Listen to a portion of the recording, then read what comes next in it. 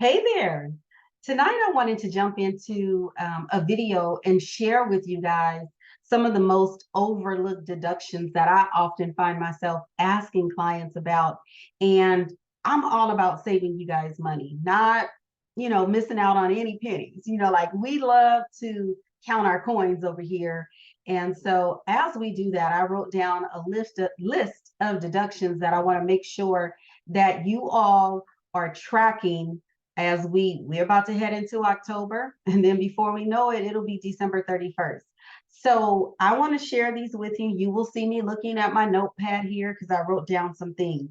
But one of the things that I often see missed is sales tax, state sales tax. Now, some taxpayers may not be aware of this, but if you itemize, sales tax is one of the things that is on our Schedule A. And you guys know that I've said this before, a Schedule A is an itemized deduction. And in order to take advantage of itemized deductions, one will typically need to exceed their standard deduction. Let me say that again. You will want to exceed your standard deduction. The only way that someone will be filing a Schedule A, which is itemized deduction, is if two individuals that are married are filing separate returns. So married filing separate. If one spouse itemizes, then the other spouse is obligated to itemize. Now, that may mean that it does not benefit one of the spouses, but if one does, the other one has to also do Schedule A, which is itemizing. So state sales tax is one of those things that are often missed. You may or may not qualify, but you guys know I say keep your receipts because you never know what will happen throughout the year. Life be life, and as we like to say, life happens and something could shift that will kick you into the itemized deduction schedule. Okay. Charitable contributions. Charitable contributions can be a significant shift in your standard deduction versus itemized deduction.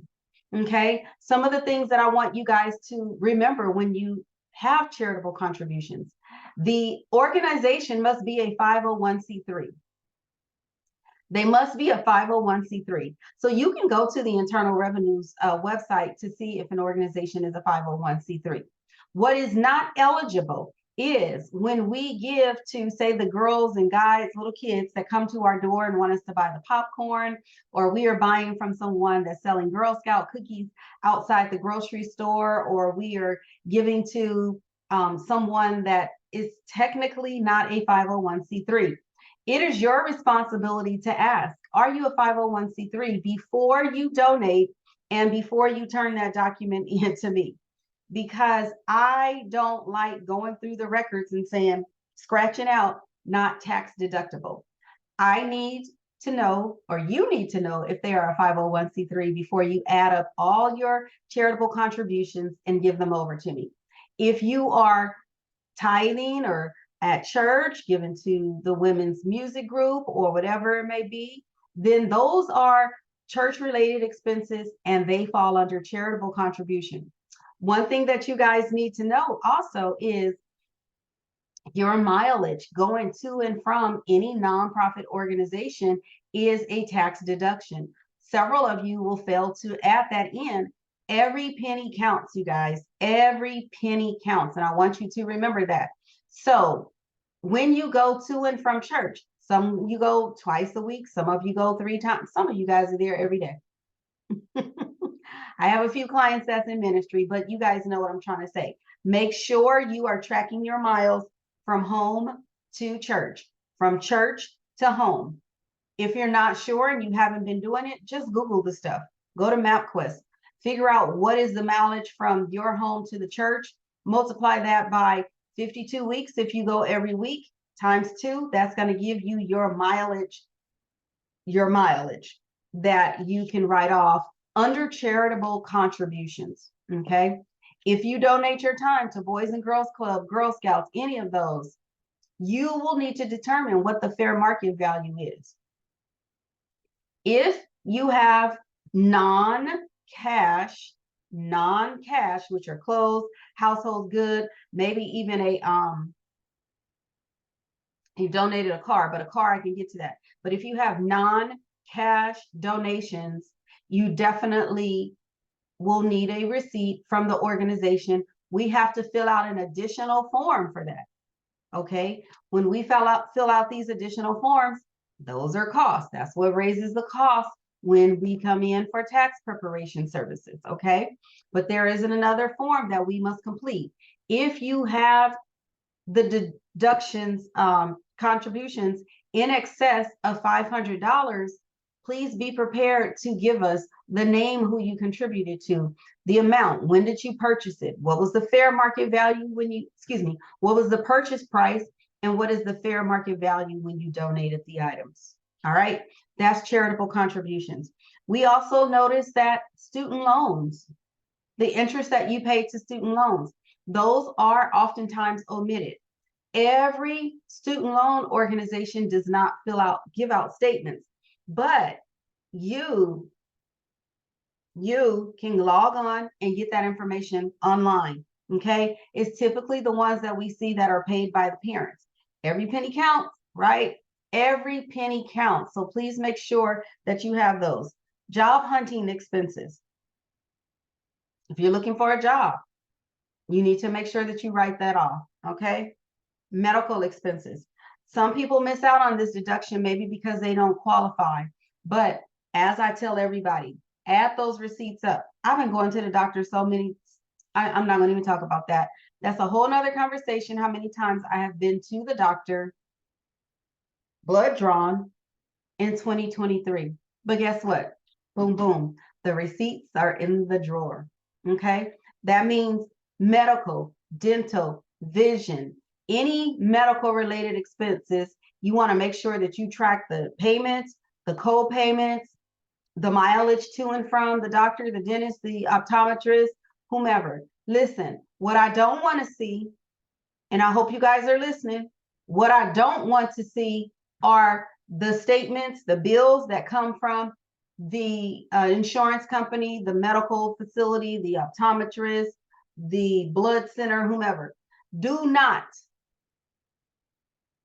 let me say this again, do not think that just because you got a statement from the hospital and it says total amount due is $6,000, patient's responsibility is $100. You didn't pay $6,000. Your insurance company paid the balance, the $6,000. You just paid your copay. So guys, I say it all the time. You cannot fool a fool. Don't try to get one over on me. We can't write off that $6,000. We just can't.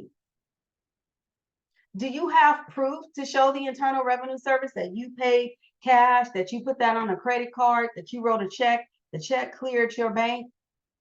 Is it on your bank statement? If it's not, we're not doing it.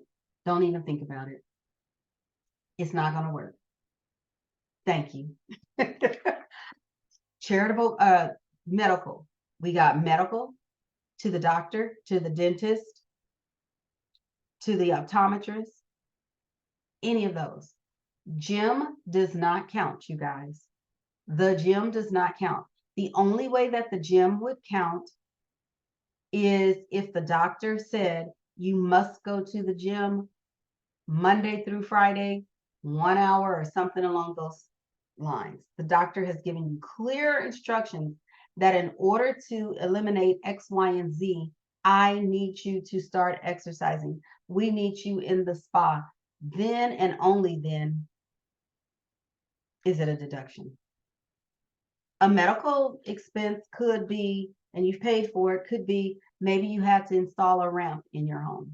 Maybe you had to install a certain shower in your home because you had arthritis or whatever the case may be, and you needed a grip so that you wouldn't fall, whatever the case may be. Those are examples that could potentially be written off on Schedule A, okay? Home office deduction. Some of you work from home for business purposes. I am not talking about when your job has you at home and you are working remotely. I am talking about, for instance, myself. You all know that I work from home. So there's a portion of the home that I'm writing off on my income tax return. And that's utilities, light, gas, water bill, cable, alarm, you name it, I'm writing it off. But I am only writing off a percentage. I'm not writing off this entire house at 100%. I'm writing off the square footage that I utilize specifically and regularly for this business. Okay. And then educator expenses. Educator expenses, and I do have some of you that are educator expenses. You want to make sure that I hear that? You want to make sure that you are filling out your client tax organizer. I am clueless about what job everybody does. I have a title, but it's not my responsibility to make sure that I know the profession of each and every one of you. I'm responsible for the money, what goes in the return, not to clearly find out what you do. So if you are an instructor, you need to make sure, all of you need to make sure that you are doing your client tax organizer. I'm sorry, I was looking for some water. So that if you're a teacher, I know. And if you don't tell me, I'll know to probe and ask you, did you buy any supplies as a teacher for the school? Whatever the case may be. All right. So hopefully this advice was helpful for someone. Hopefully, if you have questions, just make sure you leave me a response via email and I will get back to you. All right. Just remember, you guys, my office hours are Tuesday through Thursday during our non-peak time. I'm typically in here at 10 o'clock until about 3 or 3:30. If you call me outside of the office hours and or email me outside of the office hours, I will not respond. I'll get back to you on the next business day. Typically that is Tuesday. Sometimes it can be hectic on a Tuesday coming back in, but I promise you I will get to you. All right. If you guys need a strategy session, all you got to do is click the link that will be attached here for appointment. Now, for those of you that purchased the audit protection plan, remember, some of you have a strategy session or meet with Dr. Cozette session. Some of you may not. It depends on which one you purchased. All right. Have an amazing day, you guys. Leave me some comments. Let me know what you're thinking about this. Let me know if you have any other deductions that you would like to discuss that I did not share tonight. All right. Take care. Bye-bye.